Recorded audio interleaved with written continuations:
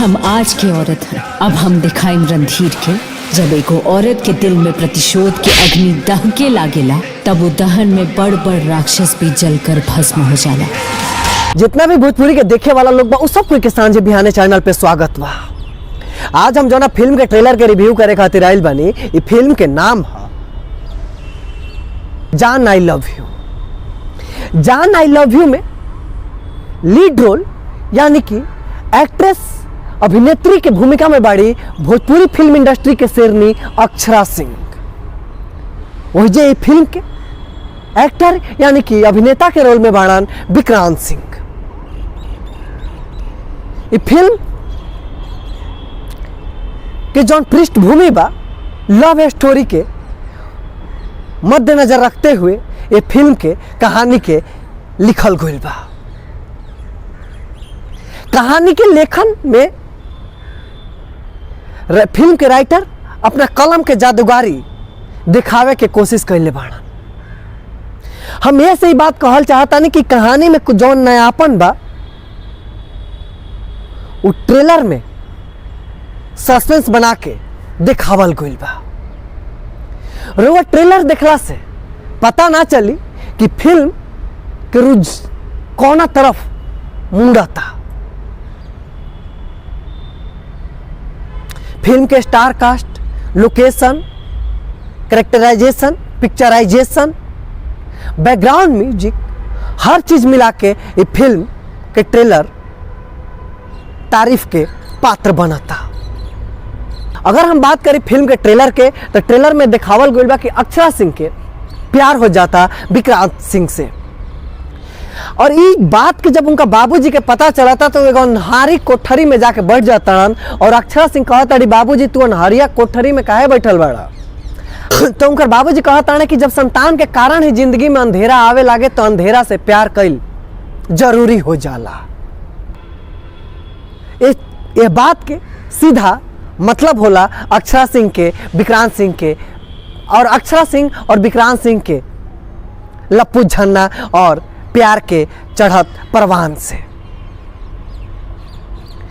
ये बीच में गठजोड़ होता और ये चीज के अक्षरा सिंह विक्रांत सिंह से कहता कि हमारे बाबूजी ये चीज के स्वीकृति नहीं देत कि हमने के समाज ये चीज कभी अपनावत नहीं खे। किताब तक की बात बा कि प्यार कईल और प्यार के कोई बॉर्डर ना होखेला, प्यार के कोई रोक ना सके। ये बस किताब में ही लिखल बा। समाज अभी एकरा के अपनावे में काफी समय लिही।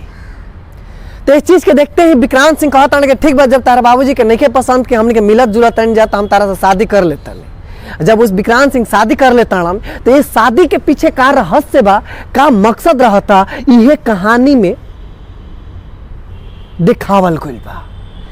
प्यार के सहारा लेके विक्रांत सिंह कौन मकसद और मंसूबा के पूरा करे के कोशिश करता और एक समय पर अपना प्यार के ही गला घोटे पर कैसे उतारू हो जाता और उस समय से अक्षरा सिंह कैसे लड़के विक्रांत सिंह के चारों खाने चित कर देता, अपने प्यार से दू हाथ करे खातिर उतारू हो जाता। ये सारा चीज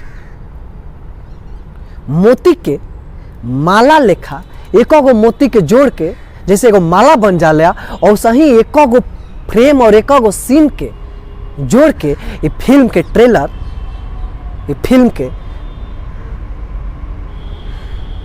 बधाई के पात्र बना देता।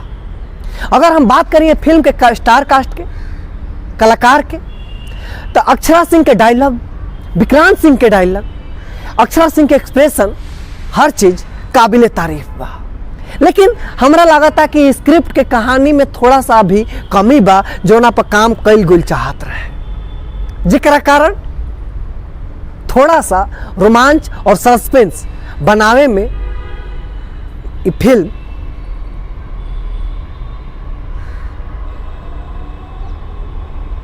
पीछे हट गइल बा। बाकी ये ट्रेलर रोवा समय के कैसा लागल हा अपन विचार कमेंट बॉक्स में अवश्य बताइब जा। कौन डायलॉग सबसे बढ़िया लागल हा, अक्षरा सिंह के एक्टिंग कैसा लागल हा, विक्रांत सिंह के एक्टिंग कैसा लागल हा, और क्या फिल्म जौन लव स्टोरी बा या जौन सीन दिखावल गइल बा ऐसा हमनी के समाज में बा या फिर रउआ सभे के ऐसा फिल्म कभी देखले बानी जा, रउआ सभे अपन विचार कमेंट बॉक्स में अवश्य बताएब जा। ऐसा ही भोजपुरी फिल्म इंडस्ट्री से जुड़ल कहानी, ट्रेलर, गाना और गॉसिप के बारे में जाने खातिर सांझे बिहाने चैनल के सब्सक्राइब कर ले जा। अगर ये वीडियो रउआ सभे यूट्यूब पर देखा ताने जाता। तो आज के वीडियो में इतना ही, अगला वीडियो में फिर मुलाकात हुई, तब तक खातिर हमरा के विदा दे जा। नमस्कार।